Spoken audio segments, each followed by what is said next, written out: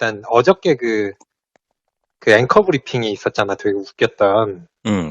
뭐 파한단 파한단? 들이치면서 어. 마치 뭐 가해자를 갖다가 피해자인 것처럼 둔갑시켜가지고 뭐 시련을 겪고 있다. 뭐 이런 식의 워딩을 했었지. 그리고 이 방점이, 그 응, 청년 응. 안철수가 왜 청년 이렇게 문준용이 아니라 청년 안철수. 왜 이렇게 망가졌나. 아우, 어, 안타까워. 마치 응, 제가 그래도 어렸을 땐 착했던 앤데, 응, 흉악범을 응, 그렇게 비호하는 듯하게 보여졌기 때문에 응, 대부분의 사람들이, 한 90%가 넘는 사람들이 그 논평을 보고 불쾌감을 느꼈던 것 같고, 응, 또 소수 의견으로는, 응, 아, 안철수의 망가짐 자체에 방점이 찍혀 있다라는 응, 의견도 있긴 있는데, 그렇게 공감을 응, 얻지는 못하는 것 같아. 응. 이게 사실 이번 사태를 다루는 뭐 굉장히 다양한 스펙트럼과 스탠스가 있을 수 있는데, 음.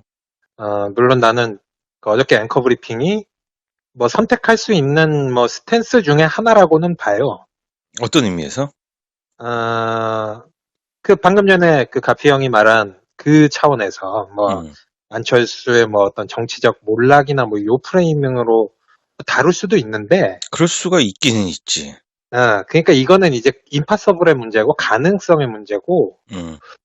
내가 볼 때는 이제 그 프레임으로 다루더라도 문제가 있는 게, 일단은 그 예로 든 사례가 난 너무 웃기더라.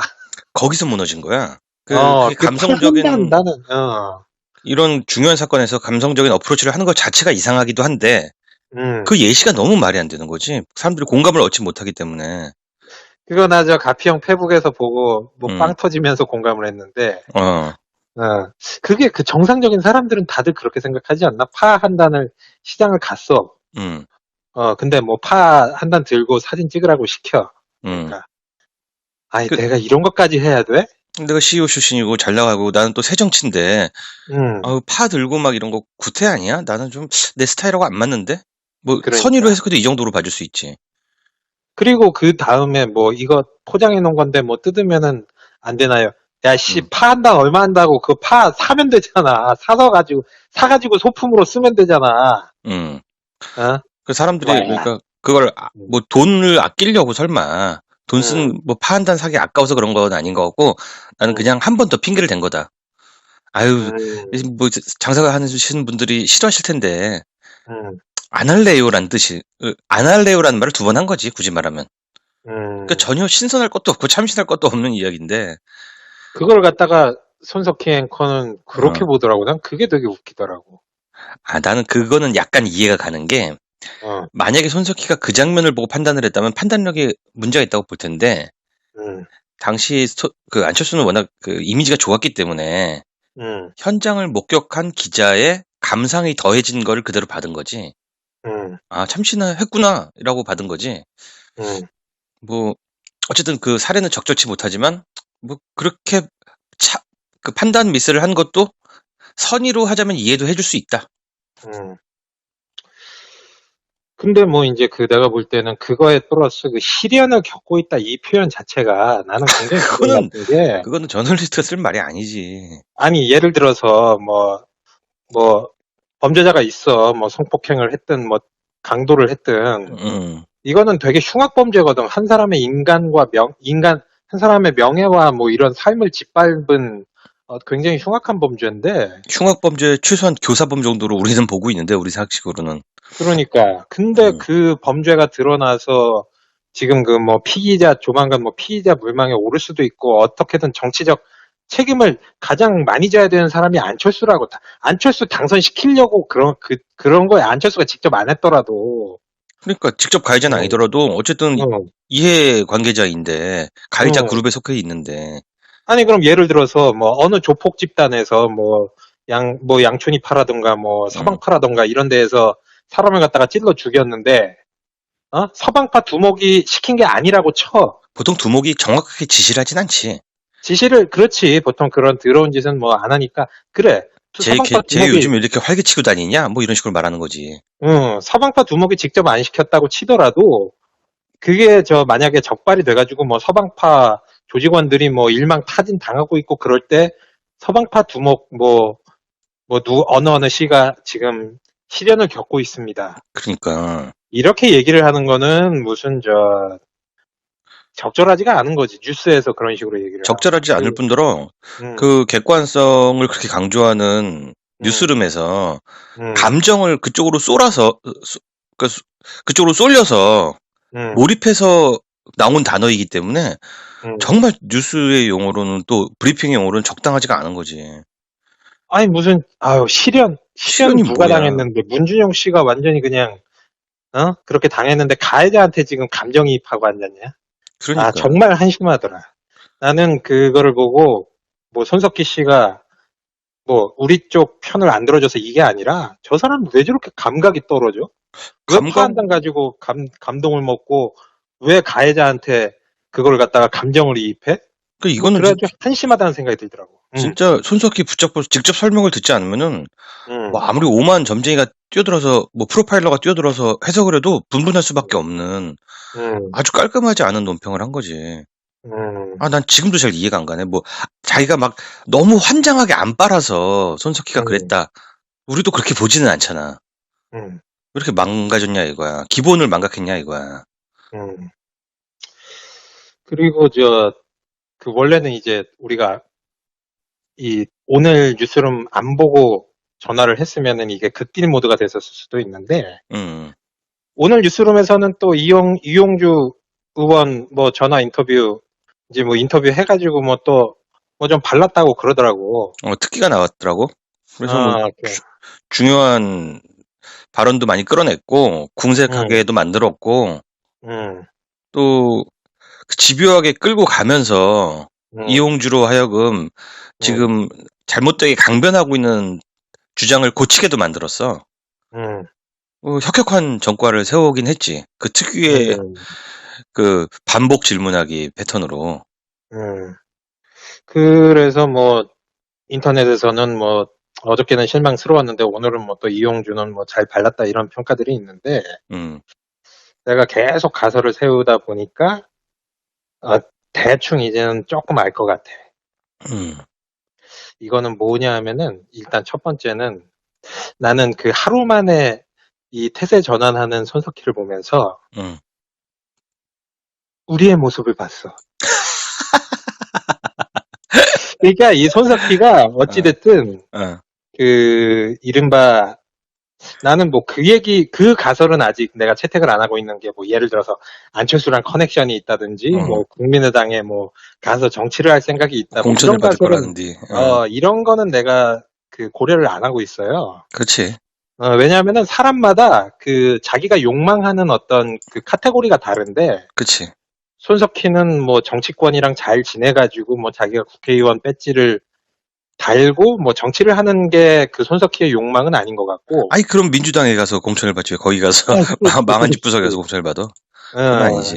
근데 뭐 또 뭐 장진영이나 뭐 스카 요괴 같은 케이스 어, 보면은 뭐 또 어. 그렇게 판단 안 되는 사람들도 많긴 한데, 그건 어, 2016년 얘기니까. 어찌됐든 음, 손석희의 욕망은 내가 볼 때 공명심이야. 당연하지. 맞아, 맞아. 공명심이야. 그래서 이 손석희 뉴스 제목도 뉴스룸이잖아. 음, 그 미드가 있었잖아요. 미드가 맞아. 그 미드 뉴스룸 보면 그 음, 유튜브에 뭐 몇백만 조회되는 회자되는 게 있는데 거기에 그 언론인 출신이 뭐 막 얘기하면서 뭐 그 대학생들 숙연하게 만들고 뭐 그런 게 있어요. 정부 음, 비판하고 그러면서. 음. 내가 볼 때 손석희의 욕망은 자기가 이제 그런 존재가 되는 거야. 그러니까 사실 이게 예, 언론인으로서 훌륭한 사람이긴 한데 예, 정치성의 언론인 반이 있다면 반은 예, 예. 좀 연예인, 스타 또는 기질 뭐 어떤 소영웅주의 뭐 이런 게 있어요. 그런 게 좀 있어. 그러니까 예, 자아를 드러내는 거에 굉장히 중요하게 그 사람의 인생의 음, 키워드거든 그게. 음, 뭐 그거 자체를 욕할 수는 없는 거고 특성을 분석하는 음. 거지. 근데 이제 그런 게 어떻게 이제 강하다 보니까 이게 삐져나오니까, 티가 나니까. 내 속엔 내가 너무도 많아. 그게 우리는 그 노무현 대통령 시절에도 느꼈던 게 음, 사실 그 노무현 대통령이랑 백분 토론 진행할 때도 음, 나는 사실 좀, 되게 좀 건방지다, 음, 솔직히. 어, 이게 그냥 대통령을 대통령한테 쫄지 않고 권위적이지 음. 않고 대하는 것과 좀 뭐랄까 어쨌든 노무현 대통령이 뭐 박근혜 같은 인간이랑 같은 급의 대통령은 전혀 아니었잖아. 그치. 근데 그럼에도 불구하고 너는 정치인, 너는 대통령, 나는 언론인. 나는 언론인 음, 왕, 당신은 저기 정치인 왕. 그렇지. 굉장히 근데 동등한 그거를 강조해 주세요. 예, 그런 게 있지. 동등한 걸 넘어서 언론인의 왕이 더 높다는 뭐 어떤 음, 그런 의식, 선민의식도 뭐 좀 당시에 엿보여졌었고, 그럴 수도 있지. 그냥 뭐 이건 가설이야. 뭐 어. 아니면 말고, 그런 게 있었고, 형은 뭐 오늘 뭐 이용주 뭐 바른 이유는 뭐 나랑 비슷하게 보는 건가? 이용주 바른 이유. 응, 아, 손석희가 되게 좀 특이한 인물인 게 되게 응, 자아가 강하고 되게 고집이 있고 응, 온 세상을 향해서 혼자라도 싸울 것 같은 기백이 있지만 또 응, 반면으로는 응, 여론을 되게 중시해. 응, 깜짝 놀랄 정도로 여론을 중시하는데 응, 예를 들어서 지난 박근혜 게이트 국면에서도 뭐 뉴스룸에 무슨 특종이 뜬다. 응, 이런 찌라시가 좀 돈다든가 응, SNS에서 왁자지껄하게 얘기가 나오면은 응. 저희에 대한 소식을 여러분들의 우려를 잘 알고 있습니다. 저희에 대해서 여러 가지 얘기가 나오는데 그건 사실이 아닙니다. 응. 그러니까 무서워서 무슨 댓글 하나 달면은 손석희가 나타날 것 같은 그런 느낌 있잖아. 보고 있는 느낌이 들지. 어, 되게 여론에 민감하게 반응을 하기 때문에 첫 응, 번째로는 어제 받은 비난을 좀 그 참고를 했다. 멘징하기 위해서 참고해서 아, 한번 좀 돌린 면이 있을 거라고 생각을 해. 응.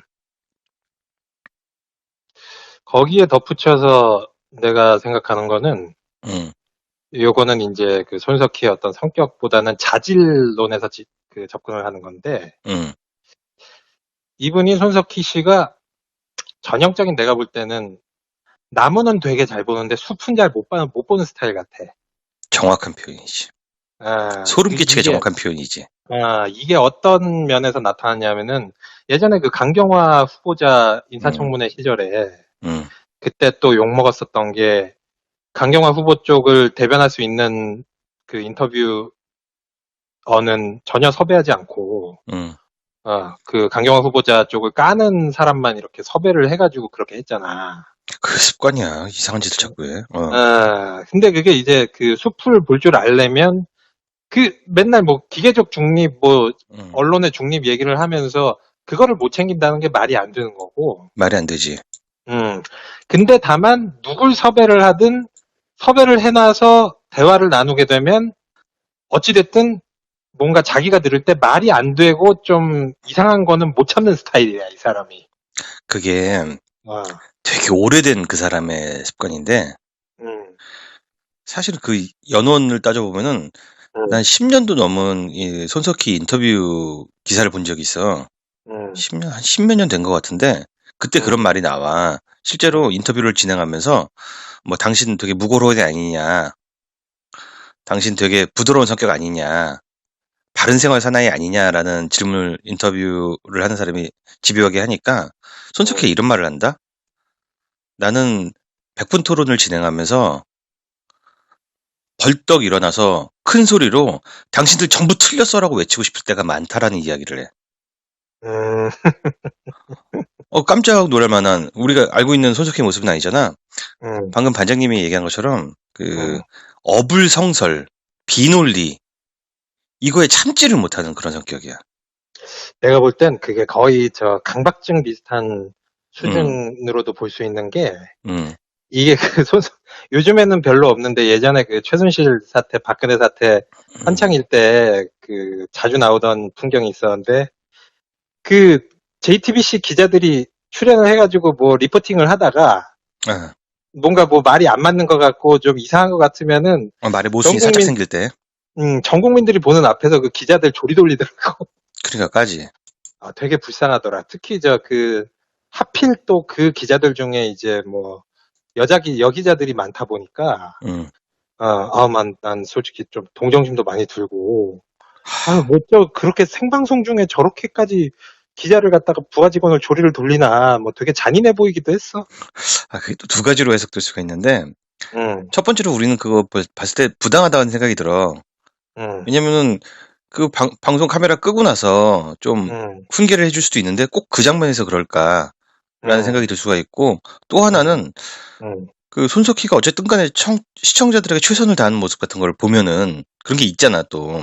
그렇지. 지금 시청자들 보는 앞에서 비논리적인 모습이 나가는 걸 자기는 용서할 수가 없기 때문에 그 자리에서 바로 픽스를 하려고 하는 그런 또 모습으로도 볼 수가 있는 것 같아. 음, 양면적이야, 진짜. 음. 근데 의도는 이제 알겠다. 근데 나는 불쾌하다 이거지.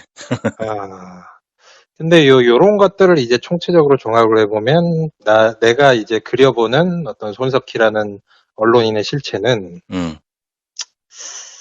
굉장히 정의로운 사람인 것 같아. 정의감이 강하고, 나름의 정의, 자신의 정의. 자기 자신의 어떤 정의감이 강하고, 공명심도 꽤 있고, 음. 자신이 어떤 레전드 언론인 되고자 하는 그런 공명심이 있고, 그것에 기반해서 어떤 시민들이나 그 시청자들의 여론을 굉장히 민감하게 파악을 하고, 음. 그리고 이제 디테일에 집착을 하고, 이제 그 어불성설 말이 안 되는 것을 참지 못하는데, 나무는 잘 보는데 숲을 못 본다. 음. 그럼 여기에서 손석희 씨의, 언론인 손석희의 비극이 어디에서 탄생을 하나 하면은, 음. 나는 좀 정알못이라고 봐, 손석희 씨. 이게 그러니까, 사실 이게 뭐, 어, 그런 거예요. 손석희 씨 같은 경우에는 이제 음. 아나운서로 처음 시작을 했는데, 어. 이게 그 아나운서라는 직업군을 비하하는 건 아니지만, 어. 원래는 대부분의 우리가 알고 있는 남성 뉴스 앵커 출신들은 대부분 기자 출신이야. 그렇지. 기자 출신이라 가지고 일단 그 어떤 뭐 정치나 사회에 대해서 취재를 계속하고 그 소속 분야에 대한 내공을 계속 쌓다가 그 중에서 이제 얼굴이 반반하고 목소리가 이 전달력이 되는 뭐 정동영도 기자 출신이잖아. 그렇지. 신경민 의원도 기자 출신이고. 음. 그래서 그 기자 출신 같은 경우에는 그래도 어찌됐든 그 학습되고 훈련되고 그런 게 있어요. 음. 어, 근데 이제 사실 손석희 씨 같은 경우에는 아나운서로 이렇게 데뷔를 했는데, 물론 내가 그거는 인정을 해. 엄청나게 노력을 많이 하는 사람인데, 음. 이게 이제 그 정치나 사회를 바라보는 관점 같은 경우에는 단편적인 지식만 많이 습득하고 그런다고 이게 잘 보이는 게 아니라 기본적인 이 틀이 있어야 되거든. 프레임이 있어야 되는데, 음. 내가 볼 때는 이 손석희 씨의 그 기본적인 정치를 보는 프레임이 상당히 조악하다. 음. 아, 그래서 그 프레임에서 디테일을 따져봤자 나올 수 있는 맥시멈은 어떤 굉장히 독재적이고 사악한 정권의 뭐 비리를 까발리고 뭐 이런 음. 거에는 굉장히 효과적일 수 있으나, 이런 민주정부가 들어왔을 때는 맥시멈이 이용주 같은 애들 불러가지고 처바르는 거. 음. 뭐 그렇게 보고 효용으로 있어. 따지자면 그렇지. 나는 그 얘기에 정말 동의를 하는데, 응, 어떤 사람들은 손석희 보고 정알못이다 그러면 정말 깜짝 놀랄 거야. 응, 어떻게 뉴스 앵커가 정알못일 수 있느냐. 나는 응. 충분히 가능하다고 보는데, 충분히 가능하지. 일단 컬럼니스트 같은 사람들, 정치평론가가 정알못이면 이거는 한마디로 수영 선수가 수영 못하는 거랑 똑같은 거지. 응, 그렇지. 그런데 뉴스 앵커는 충분히 정알못일 가능성이 있고 꽤 응. 높다고 생각이 들어. 진행자잖아. 진행자가 응, 특히 그 결론을 유보하는 그런 습관, 응, 그 기계적 중립의 유혹에 빠지기 쉬운 습관, 선입견을 갖지 않으려는 그런 의도적인 노력 같은 게 쌓이면은 결국 아무 판단도 잘 못 내리는 캐릭터가 되는 경우도 있거든. 응, 그리고 정치에 돌아가는 메커니즘은 다 알지, 물론. 뭐 제도라든가 그런 거 다 아는데, 정치가 가지고 있는 함의, 숨은 뜻, 그리고 정치인들의, 그리고 또 정당의 욕망 같은 것들, 그런 것들을 잘 모르는 거야. 응, 아쉬운 거 없이 산 사람이고, 그 속인들의 그런 욕망이라든가 그런 것들, 또 시대정신 같은 거, 시대정신 같은 게 얄짤이 없죠. 어떻게 보면 시대정신이라는 것 자체가 우리가 갖고 있는 주관적인 감정이잖아. 응, 근데 역사는 어떤 시대정신을 손들어주게 돼 있는데, 그렇게 기계적 중립이 빠져 있는 사람 입장에서는 그거를 알 길이 없는 거야. 응. 그러니까 지금 반장님이 말한 것 같은 정알못이라는 평가가 매우 정확하다고 볼 수가 있는 거지. 정치를, 응. 딴 건 다 아는데 정치만 몰라. 그러니까 사실 그 작년에 뭐 촛불 시위하고 뭐 박근혜 최순실 사태 같은 경우에는 응. 이론의 여지가 없는 이 선악 구도가 뚜렷하게 되니까. 그렇지. 선과학이 분명할 때는 누구나 판단을 내릴 수 있잖아. 아니, 심지어 그때는 조선일보랑 TV조선도 응. 신나게 박근혜 까고, 최순실 까고, 걔네들이 더 잘 까고 그랬던 때였잖아. 그럴 때는 이제 손석희 같은 사람이 발군의 능력을 발휘하게 되는 찬스가 되는 거지. 그렇지, 뭐, 디테일 후벼 파고, 뭐, 기자들 조져가지고 이제 특종하고 그러는데, 이 문재인 정부 들어서고 나서는 이제 갈피를 못 잡는 거지. 민주정부의 눈높이보다 훨씬 아래야. 우리 눈엔 그렇게 보이거든. 그렇지. 근데 본인은 절대 인정 안 하겠지. 안 하지. 똑같은 음, 거잖아. 음. 손석희가 보기에는. 그리고 이제 그 손석희의 뭐 분석을 하다 보니 문제점이 계속 나오는데, 어, 예. 이게 또 손석희의 장단점이기도 한데, 손석희의 장점 중에 하나가 뭐냐면은, 자기는 이제 취재원들이랑 어떤 사적인 만남을 일체 가지지 않고, 그렇지, 그렇지.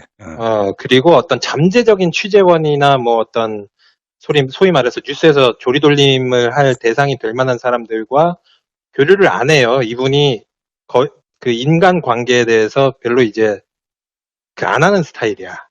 거의 뭐 수도승에 가깝지. 수도사. 어, 정말 그게 아무도 안 만나지. 사실은, 그게 사실은 뭐 장점이에요. 언론인의 장점이기도 하고, 음, 뭐 허구한 날 뭐 술 처먹고 다니면서 이제 뭐 정치인들이나 뭐 썩은 재벌이나 그 뒷배 봐주는 그런 애들보다는 훨씬 나은데, 훌륭한 사람이지. 그런 면에서. 나는 그 파한단 앵커 브리핑에서 정말 손석희의 많은 것들이 드러났다고 보는 게, 맞아.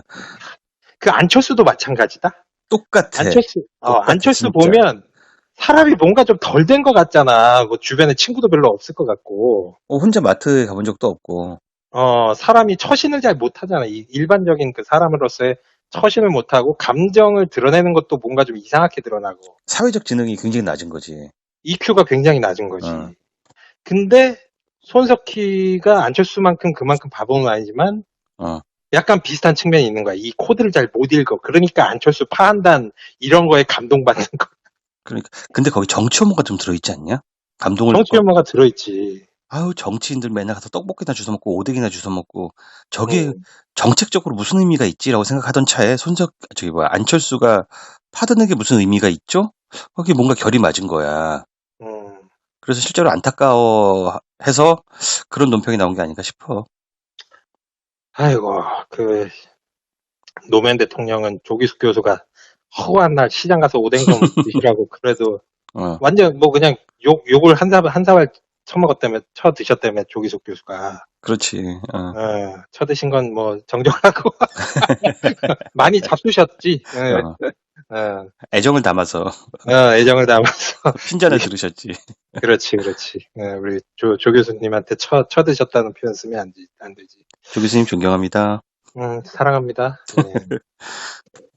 뭐 하여튼, 뭐, 아직 이게 퍼즐이 완벽하게 완결이 된 건 아닌데, 응, 지금까지는 뭐, 그렇게 보고 있는 걸로. 응, 정알못 플러스, 응, 공명심 플러스, 근데 이제 정의감 있고, 응. 시민이랑 시청자 여론 많이 민감하게 봐서, 이 조리돌림 한번 당하면, 다음날은 뭐 좀 개선된 모습이 보여지고. 완성형은 아니야, 확실히.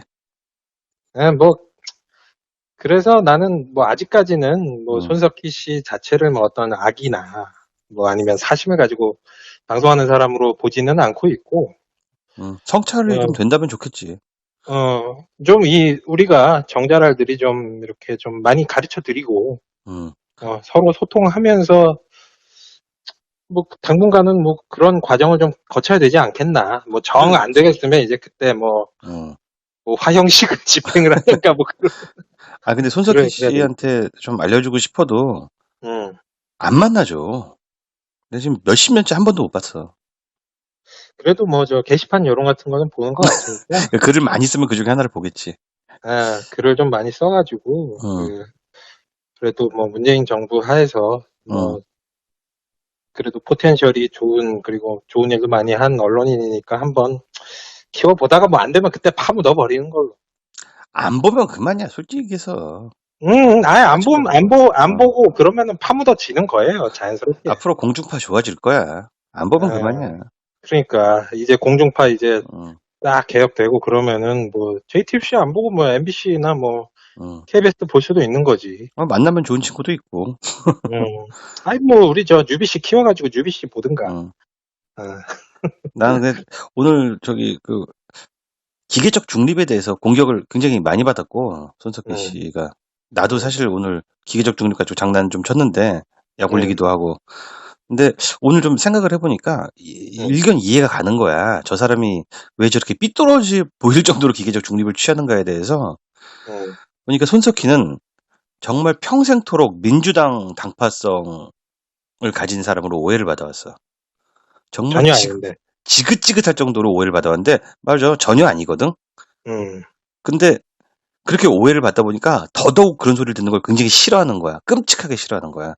음. 실제로 홍준표나 박지원이 뉴스룸 출연해가지고 한다는 소리가 계속 그 점을 공격하잖아. 짜증날 정도로. 그래서 손석희가 화까지 냈잖아. 그러한 히스토리가 있기 때문에 기계적 중립, 강박적 중립에 빠져 있는 것은 음, 솔직히 비난도 할 수 있지만 치근함이 느껴질 정도다. 이 음, 정도 얘기는 해줄 수 있을 것 같다. 음. 그래요.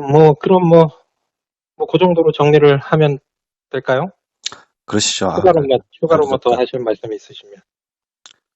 딱 한마디만 더 하면은, 사랑에만 빼고. 안 사랑해, 솔직히 얘기해서. 사랑 안 하잖아. 어. 아, 그런 그 민주당 지지자들이 문제는 음, 그러한 기계적 중립을 감지덕지하게 받아들이기에는 너무 각성했고, 너무 눈이 높고, 음, 너무 예민하고 예리하다. 음, 그래서 의도와 무관하게 그 기계적 중립이 우리에 대한 형편없는 푸대접으로 느껴진다. 나는 이 점을 좀 강조하고 싶어. 그리고 싸구려 뉴스처럼 보인다는 뜻이야, 한마디로. 그리고 뭐 느껴지는 것도 느껴지는 거지만 뭐 음. 실체적으로 그게 중립이 아니기도 하죠. 중립이 아니지, 결정적으로. 결정적으로 중립이 아니지.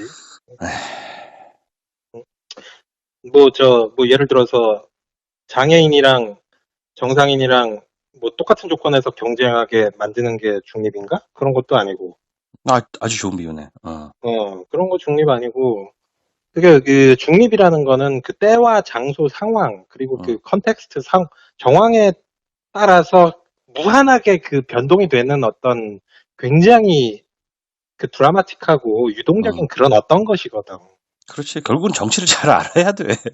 정치를 잘 알아야 그 어, 순간순간의 상황마다 누가 더 어, 나쁜 놈이고 누가 어. 좀 누가 더 좋은 놈이고 이거를 판단할 수 있는데 그 그게 오행시하고 쉽지가 않- 육행시하고 붙여놓는 게 말이 되냐? 그게 그러니까. 중립이냐?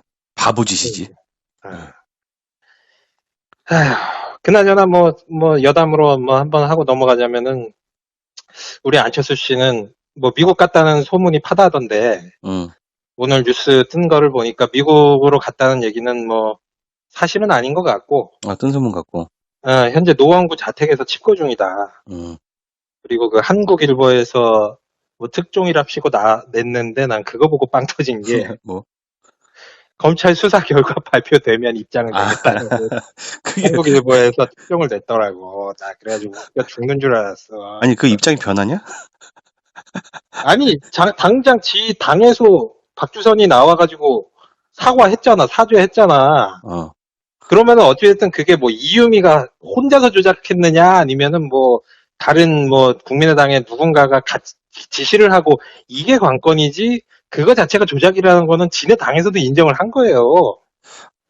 난 아니 좀, 근데 왜 사과를 안 하고 검찰 수사 결과 발표를 하고 발표를 보고 야 진짜 내가 볼 때는 이거는 안철수가 뭐 뻔뻔해서라기보단 쪽팔리고 무서운 거야. 당연하지.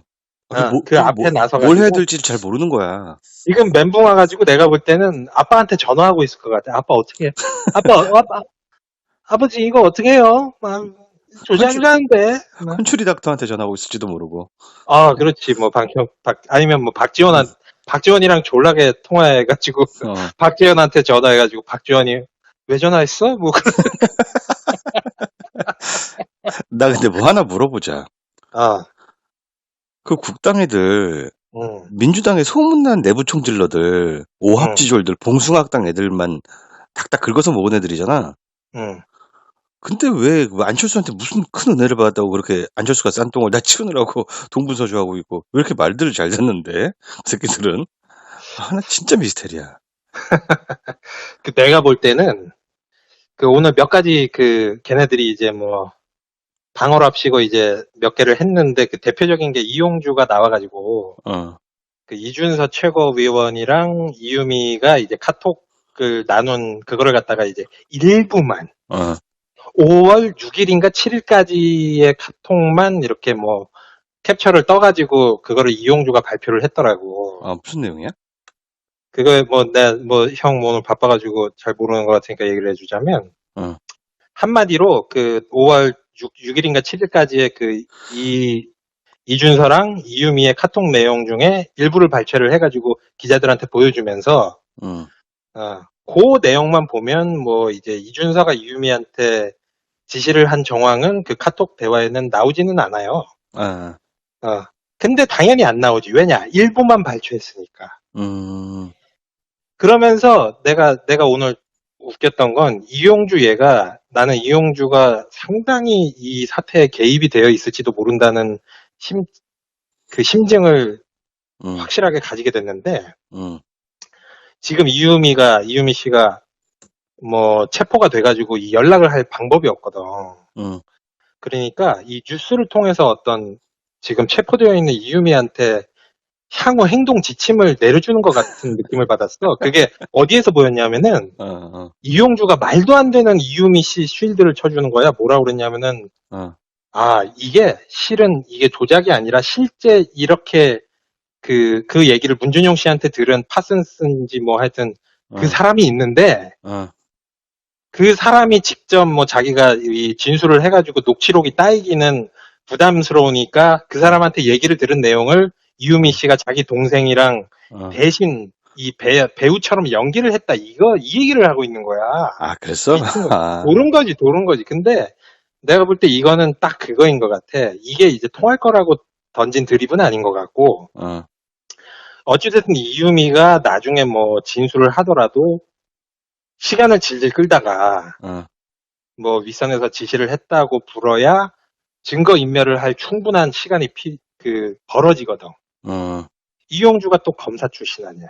음, 그래서 내가 볼 때는 이유미한테, 체포되어 있는 이유미한테 음, 이런 식으로 한번 얘기를 하면서 겐세이를 한번 좀 놔봐라, 시간을. 그러면 우리가 이제 아, 밖에서 이제 음, 증거를 싹 인멸을 하고 그 사이에 이제 네가 향후 뭐 출소하게 되면 뭐 어떤 그런 시그널일 수도 있지 않을까. 그러니까, 요거는 그냥 내 추측입니다. 추리입니다. 증거 이, 같은 거 없습니다. 이유미 예. 씨는 지금 TV를 볼 수 있는 상황이 아니라서, 그런 시그널을 보냈다면 이제 변호사를 통해서 전달이 될 텐데, 응, 내가 보기에는 응, 그렇게 애매한 정보는 서로 합을 맞추기가 어려우니까 응, 차라리 깔끔하게 응, 가족은 책임져 주겠다. 응. 이런 메시지가 훨씬 더 나을 것 같다는 생각이 든다. 근데 그렇지. 근데 이제 내가 볼 때는 뭐 그렇게 이제 은밀한 채널이 아직은 없는 것 같고, 그냥 막 어, 던지는 거야? 그리고 나 오늘 또 빵 터진 게 어, 지금 그 국당에서 진상조사 그 위원 단장으로 뭐 김관영 의원인가 뭐 그 양반이 됐어요. 어, 근데 김관영 의원이 또 다른 언론이랑 인터뷰하면서 이용주 의원을 매겼는데 음. 이용주 의원의 오늘 발표는 전혀 당 차원의 발표가 아니고 어. 이용주 의원 개인적 차원의 발표라고. 어머, 어떻게. 아이 그 큰일 났네. 간수 없는 감옥이잖아. 개, 개판이네, 진짜. 이용주가 기자회견 쎄 빠지게 그러고 있는데 옆에서 김관영이 그렇게 매기고 있고 뭐 그런 거야. 아유, 뭐 서로 형량 가볍게 하려고 지금 다들 경쟁하는 건가 봐. 어떻게. 그래서 내가 이 모습을 보니까 지금 국당에선 어, 이용주까지 자르기로. 그래서 원래 이용주가 이거 발표할 때 조작된 거 발표할 때는 어, 이게 되게 엄청난 특종인데 왜 어, 우리도 알잖아. 우리가 어. 방송하다가 이거 뭐 좋은 주제 있으면 서로 방송하려고 막 와, 나 녹음 참여할래 막 그러잖아. 그렇지. 재미없는 주제면 나 오늘 이번 주는 좀 바쁜데 뭐 못 올 것 같고 그러잖아. 좋은 그렇지. 주제면 막 5명 다 참여하려고 그러고. 그렇지. 근데 그거 조작 발표할 때 이용주가 직접 발표를 안 했고 어, 이게 사태가 되니까 이용주 혼자서 나서가지고 지금 열일하면서 실드 치고 있는 거 보니까 어쩌면 국당의 어떤 내부에서는 야, 이용주까지 던져주고 신나게 치자 뭐 요런 게 뭐 돼 있을 수도 있겠다라는 뭐 그런 재밌는 추론을 해봤어요. 이용주가 근거는 없어. 안 그래도 그 권양승 여사 구촌 그것 때문에 음, 여러 가지 소가 걸려가지고 몸을 사려야 되는 상황인데 이용주가 그거 딱 터질 때 음, 이거 페이크인 거 알고 있는 거야. 그러니까 빠졌지. 그렇지. 아니, 검사 출신이잖아, 어찌됐든. 그럼. 근데 그러면서 뭐, 예. 이용주까지 하고 자르겠다고 국당에서. 절대 안 되지, 절대.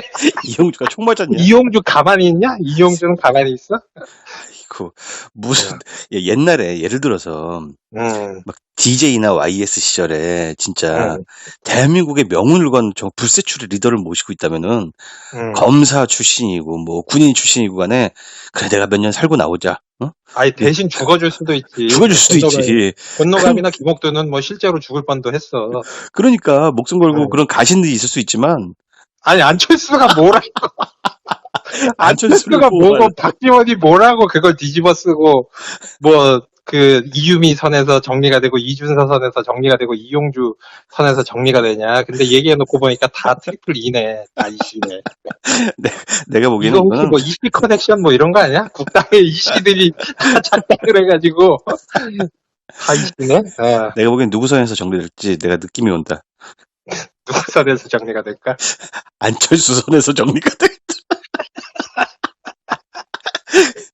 안철수도 그거를 직감하고 있어서 지금 이제 자택에 셀프 감금 중. 안철수 위에 누구 없지? 안철수 위에 누구 없지? 안철수 아버지께서 이제 책임을 지실 수도 있습니다. 그럼 위까지 올라가네. 아니면 뭐 김미경 여사님? 온갖 종이 같이 책임져야 되나? 저번에도 내가 얘기했지만 죄가 너무 커서 안철수 혼자 갖고는 안 돼 이게. 당을 그냥 통째로 검찰에 들고 가야죠. 맞아. 그거밖에 이 죄를 씻을 길이 없다. 안철수 따위로도 이게 안 된다. 그러니까 안철수가 뭐라고? 안철수가 뭐라고 진짜. 국당 전체를 다 먹어도 우리 문준용 씨 저 작품 하나만도 못해 가치가. 나는 진짜 어저께 근데 1시간 국당가로 6시간 6시간 제천에서 왕복을 했는데 나는 뭘 그렇게 가성비 안 나온 일을 했어. 아니 나는 이게 서막일 거라고 생각을 해서 올라간 거야. 내가 1시간 국당 깔려고 6시간을 올라갔지만 그 1시간은 1시간이 아니었고 이른바 티저 같은 거였지. 그렇지. 그 국당 까기 16부작의 티저를 녹음을 하는데 내가 빠질 수 없잖아. 더 비기닝. 그래서 그 심정으로 갔던 거고, 난 두근두근해. 앞으로 저 간수 없는 감옥에서 그 폭탄을 갖다가 누가 누구한테 떠밀고 누가 누구한테 떠밀고 그러면서 아수라장이 될지. 이게 좀 난 천천히. 하루에 뉴스가 하나씩 터지면서 천천히. 지선 때까지 하나씩 가지면서 가졌으면 좋겠어. 한 2020년 총선까지 가도 될 것 같은데. 좋다. 그때 국당이 있으면 참 좋겠다. 2020년 총선까지 정말 3년 동안 야금 정말 든든한 쉘파가 될 것 같아, 걔들이. 적어도 뭐 이 사태에 이제 개입된 뭐 조작을 안 했더라도 신나게 떠들고 나발들고 그런 국당의 인간들이 내가 볼 때 최소 뭐 1000명 이상이기 때문에 하루에 한 명씩만 이렇게 따져도 뭐 2010년 총선까지도 갈 수 있다. 뭐 그렇게 봅니다. 언론도 좀 반성하십시오. 딱 봐도 까면 안 되는 거를. 뉴스룸도 31번을 깠대더라. 그걸 가지고 39일 동안. 그러니까 그 웃기는 놈들이야. 아니 국당이 그래. 국당은 간수 없는 감옥당이라서 능력이 없어서 스크린을 못했다고 쳐. 물론 스크린을 못한 건지 뭐 그 주도적으로 조작을 한 건지는 뭐 모르겠지만. 그럼 씨발 언론에서라도 그거를 검증을 해야 될 거 아니야, 이 미친 새끼들이. 아니 팩트 체크를 했어요. 팩트 체크를 한 결과가 뭔지 알아? 뭐야? 녹취록에 조작은 없었다? 아니 그건 아니고 그거는 이제 이 사건 터지고 나서 얘기고 문준용 불취업에 대해서 당시에 내렸던 결론이 깔끔하게 거짓이 아니라 대체로 거짓 이 정도로 애매하게 내렸어. 그래도 몇 가지 의혹은 남는다. 팩트 체크를 한 결과가 그거야. 음, 팩트체크를 안 했다는 거지. 음. 정작 그 국당에서 그렇게 조작해서 발표한 그것에 대해서 빡센 검증을 하진 않았지. 사실 어떤 언론도 음, 여러 가지 언론에서 팩트체크를 했는데 문진용 씨 거는 음, 깔끔하게 손을 음, 들어준 언론이 없었어. 혐의 음. 없음으로. 아니면 뭐 그 취재를 갖다 제대로 하던가 그게 이제 그 동기 중에 파센스 동기 중에 음. 그럴 만한 사람이 실제로 있는지 뭐 이런 거 취재하라고 언론이 있는 거 아니야. 그리고 막말로 예를 들어 응, 캠프에 해명에 부족함이 있다면 응, 그 캠프에 해명이 부족하다 이런 식으로 보통 팩트체크를 한다? 응. 캠프에 해명이 부족하면 다시 전화해서 물어보면 되잖아. 왜 부족한지를 뭐 말하고, 진짜 응, 얼마나 나도 그 문진용 씨 건 자료가 많았는데 근데 그 자료가 다 응, 어디서 났냐면은 응. 홈페이지 가면 다 있어요. 근데 그거조차도 요약을 안 하고 음. 뭐 그러는 거지. 그, 아휴. 그 거기서도 아마 원사이드하게 그 문진용 씨가 그 특혜가 없는 건 그냥 사실이잖아. 응. 그걸 100% 없다라고 말하면은 왠지 기계적 중립이 아닌 것 같고. 기계적 중립이 아닌 거잖아. 응, 그러니까 남자면 남자고 여자면 여잔데 대체로 남자 이런 식의 결론을 내리는 거지. 응. 그게 언론이 할 일이냐고. 그게 기계적 중립의 결과지. 그렇게 손을 들어주면 마치 뭐 친문 언론이 된 것 같고, 뭐 친노 음, 언론이 된 것 같은 스타일 같아. 정확한 표현이지. 아, 소름 끼치게 이게 정확한 표현이지. 이게 어떤 면에서 나타났냐면은 예전에 그 강경화 후보자 음, 인사청문회 시절에 음, 그때 또 욕먹었었던 게 강경화 후보 쪽을 대변할 수 있는 그 인터뷰어는 전혀 섭외하지 않고 음. 그 강경화 후보자 쪽을 까는 사람만 이렇게 섭외를 해가지고 그렇게 했잖아. 그 습관이야. 이상한 짓을 자꾸 해. 근데 그게 이제 그 숲을 볼 줄 알려면 그 맨날 뭐 기계적 중립 뭐 음, 언론의 중립 얘기를 하면서 그거를 못 챙긴다는 게 말이 안 되는 거고. 말이 안 되지. 음. 근데 다만 누굴 섭외를 하든 섭외를 해놔서 대화를 나누게 되면 어찌됐든 뭔가 자기가 들을 때 말이 안 되고 좀 이상한 거는 못 참는 스타일이야, 이 사람이. 그게 어. 되게 오래된 그 사람의 습관인데 음. 사실 그 연원을 따져보면은 난 음. 10년도 넘은 이 손석희 인터뷰 기사를 본 적이 있어. 음. 10년, 한 10몇 년 된 것 같은데, 그때 그런 음. 말이 나와. 실제로 음. 인터뷰를 진행하면서, 뭐, 당신 되게 무고로운 애 아니냐. 당신 되게 부드러운 성격 아니냐. 바른 생활 사나이 아니냐라는 질문을 인터뷰를 하는 사람이 집요하게 하니까, 손석희가 음. 이런 말을 한다? 나는 100분 토론을 진행하면서 벌떡 일어나서 큰 소리로 당신들 전부 틀렸어라고 외치고 싶을 때가 많다라는 이야기를 해. 음. 깜짝 놀랄 만한 우리가 알고 있는 손석희 모습은 아니잖아. 음. 방금 반장님이 얘기한 것처럼 음. 어불성설, 비논리 이거에 참지를 못하는 그런 성격이야.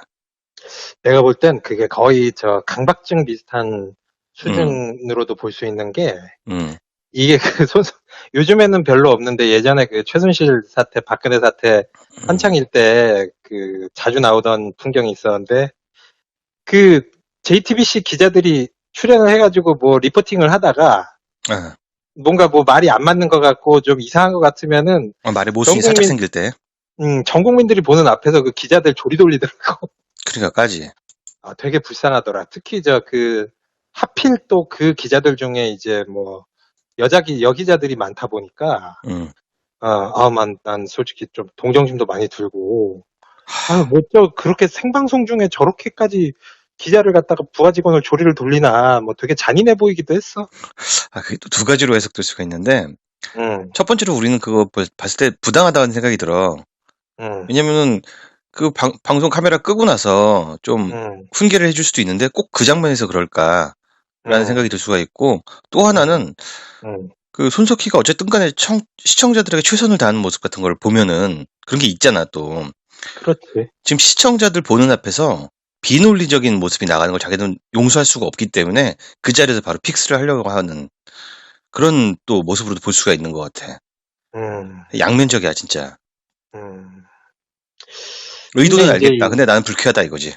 아, 근데 요런 것들을 이제 총체적으로 종합을 해보면, 내가 이제 그려보는 어떤 손석희라는 언론인의 실체는 음. 굉장히 정의로운 사람인 것 같아. 정의감이 강하고, 나름의 정의, 자신의 정의. 자기 자신의 어떤 정의감이 강하고, 공명심도 꽤 있고, 음. 자신이 어떤 레전드 언론인 되고자 하는 그런 공명심이 있고, 그것에 기반해서 어떤 시민들이나 그 시청자들의 여론을 굉장히 민감하게 파악을 하고, 음. 그리고 이제 디테일에 집착을 하고, 이제 그 어불성설 말이 안 되는 것을 참지 못. 우리가 욕망하는 어떤 그 카테고리가 다른데, 그치. 손석희는 뭐 정치권이랑 잘 지내가지고 뭐 자기가 국회의원 배지를 달고 뭐 정치를 하는 게 그 손석희의 욕망은 아닌 것 같고. 아니, 그럼 민주당에 가서 공천을 받지 왜 거기 가서 망한 집구석에 가서 공천을 받아? 그건 아니지.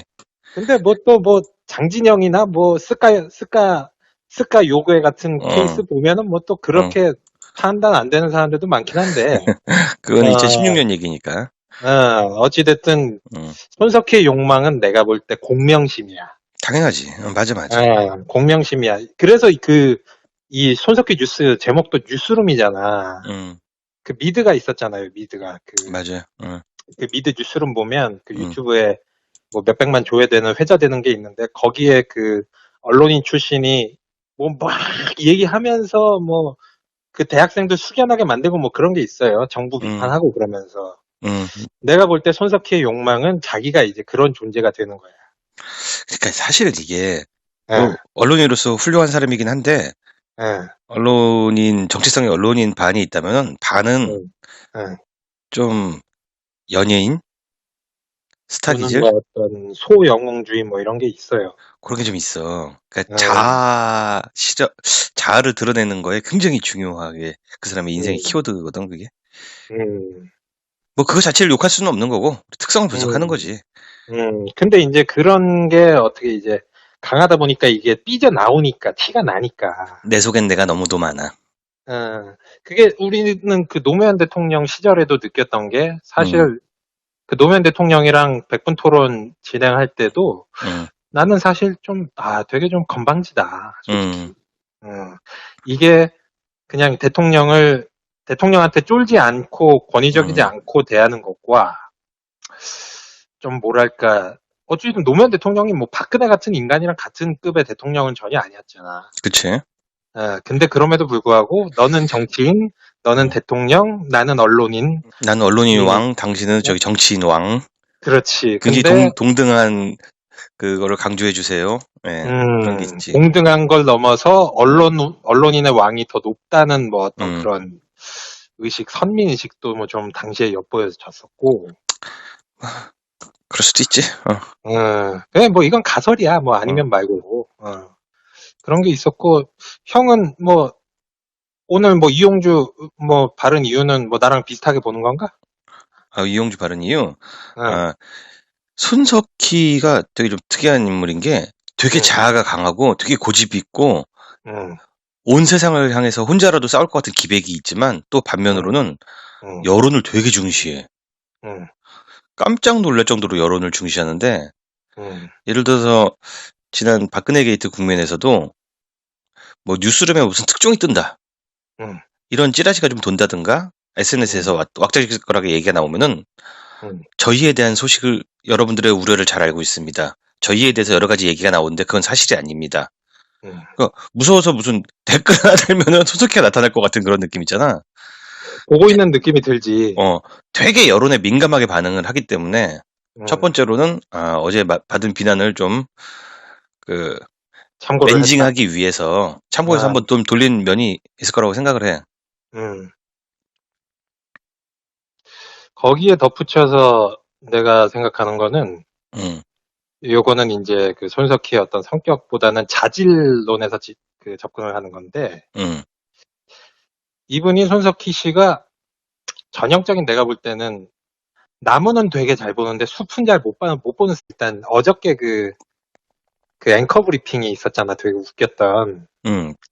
파한단 들이치면서 마치 뭐 가해자를 갖다가 피해자인 것처럼 둔갑시켜가지고 뭐 시련을 겪고 있다 뭐 이런 식의 워딩을 했었지.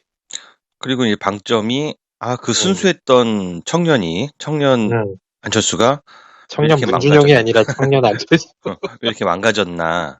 아우, 어, 안타까워. 마치 음, 제가 그래도 어렸을 땐 착했던 앤데 음, 흉악범을 음, 그렇게 비호하는 듯하게 보여졌기 때문에 음, 대부분의 사람들이 한 90%가 넘는 사람들이 그 논평을 보고 불쾌감을 느꼈던 것 같고, 음, 또 소수 의견으로는 음, 아, 안철수의 망가짐 자체에 방점이 찍혀 있다라는 음, 의견도 있긴 있는데 그렇게 공감을 음, 얻지는 못하는 것 같아. 음. 이게 사실 이번 사태를 다루는 뭐 굉장히 다양한 스펙트럼과 스탠스가 있을 수 있는데, 음.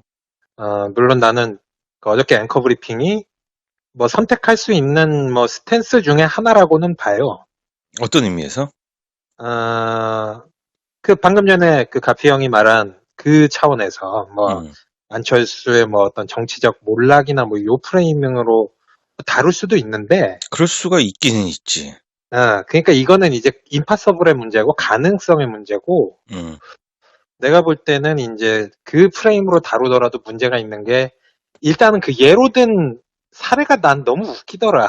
거기서 무너진 거야. 그게 그 감성적인, 파한다는, 이런 중요한 사건에서 감성적인 어프로치를 하는 것 자체가 이상하기도 한데, 음. 그 예시가 너무 말이 안 되는 거지. 사람들이 공감을 얻지 못하기 때문에. 그거 나 저 가피형 페북에서 보고 뭐 음. 빵 터지면서 공감을 했는데, 어. 그게 그 정상적인 사람들은 다들 그렇게 생각하지 않나? 파 한 단을 시장을 갔어. 음. 근데 뭐 파 한 단 들고 사진 찍으라고 시켜. 음. 그러니까, 아니, 그 내가 이런 것까지 해야 돼? 내가 CEO 출신이고 잘 나가고 나는 또 새정치인데, 음, 파 들고 막 이런 거 구태 아니야? 나는 좀 내 스타일하고 안 맞는데? 뭐 선의로 그러니까. 해석해도 이 정도로 봐줄 수 있지. 그리고 그 다음에 뭐 이거 포장해 놓은 건데 뭐 뜯으면은 안 되나요? 야, 씨, 음. 파 한 단 얼마 한다고 그 파 사면 되잖아. 사가지고 소품으로 쓰면 되잖아. 음. 어? 그 사람들이 와. 그러니까 그걸 음, 뭐 돈을 아끼려고 설마 돈 음, 쓴 뭐 파 한 단 사기 아까워서 그런 건 아닌 것 같고, 나는 음, 그냥 한 번 더 핑계를 댄 거다. 아유, 음, 뭐 장사가 하시는 분들이 싫어하실 텐데 음, 안 할래요라는 뜻이, 안 할래요라는 말을 두 번 한 거지, 굳이 말하면. 그러니까 음. 전혀 신선할 것도 없고 참신할 것도 없는 이야기인데. 그걸 갖다가 손석희 앵커는 그렇게 어. 보더라고. 난 그게 되게 웃기더라고. 나는 그거는 약간 이해가 가는 게, 어, 만약에 손석희가 그 장면을 보고 판단을 했다면 판단력에 문제가 있다고 볼 텐데, 음, 당시 그 안철수는 워낙 그 이미지가 좋았기 때문에 음, 현장을 목격한 기자의 감상이 더해진 거를 그대로 받은 거지. 음, 참신했구나라고 받은 거지. 음. 뭐 어쨌든 그 사례는 적절치 못하지만, 뭐 그렇게 차, 그 판단 미스를 한 것도 선의로 하자면 이해도 해줄 수 있다. 음. 근데 뭐 이제 그 내가 볼 때는 그거에 플러스 그 시련을 겪고 있다 이 표현 자체가 나는 굉장히 기분이 그거는 나쁜 게, 그거는 저널리스트가 쓸 말이 아니지. 아니 예를 들어서 뭐 범죄자가 있어 뭐 성폭행을 했든 뭐 강도를 했든 음. 이거는 되게 흉악 범죄거든. 한 사람의 한 사람의 명예와 뭐 이런 삶을 짓밟은 굉장히 흉악한 범죄인데. 흉악범죄 최소한 교사범 정도로 우리는 보고 있는데, 우리 상식으로는.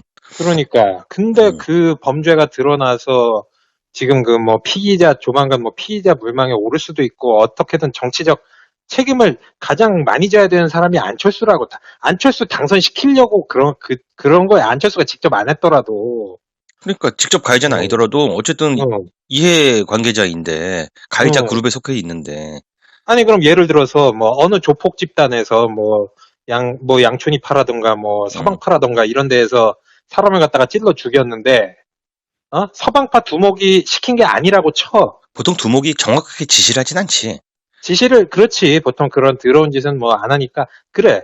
서방파 쟤 두목이, 요즘 왜 이렇게 활개치고 다니냐? 뭐 이런 식으로 말하는 거지. 응, 서방파 두목이 직접 안 시켰다고 치더라도, 그게 만약에 적발이 돼가지고 뭐 서방파 조직원들이 뭐 일망타진 당하고 있고 그럴 때, 서방파 두목 어느 씨가 지금 시련을 겪고 있습니다. 그러니까 이렇게 얘기를 하는 거는 무슨 적절하지가 않은 거지. 뉴스에서 그런 식으로 얘기를 하는 거. 적절하지 않을 뿐더러 음, 그 객관성을 그렇게 강조하는 뉴스룸에서 음, 감정을 그쪽으로 쏠아서 그쪽으로 쏠려서 음, 몰입해서 나온 단어이기 때문에 음. 정말 뉴스의 용어로는 또 브리핑의 용어로는 적당하지가 않은 거지. 아니, 무슨, 아유, 실현 실현이 누가 뭐야? 당했는데, 문준용 씨가 완전히 그냥, 그렇게 당했는데, 가해자한테 지금 감정이입하고 앉았냐? 아, 그러니까. 정말 한심하더라. 나는 그거를 보고, 뭐, 손석희 씨가, 뭐, 우리 쪽 편을 안 들어줘서 이게 아니라, 저 사람 왜 저렇게 감각이 떨어져? 왜 감각, 파한당 가지고 감동을 먹고, 왜 가해자한테 그걸 갖다가 감정을 이입해?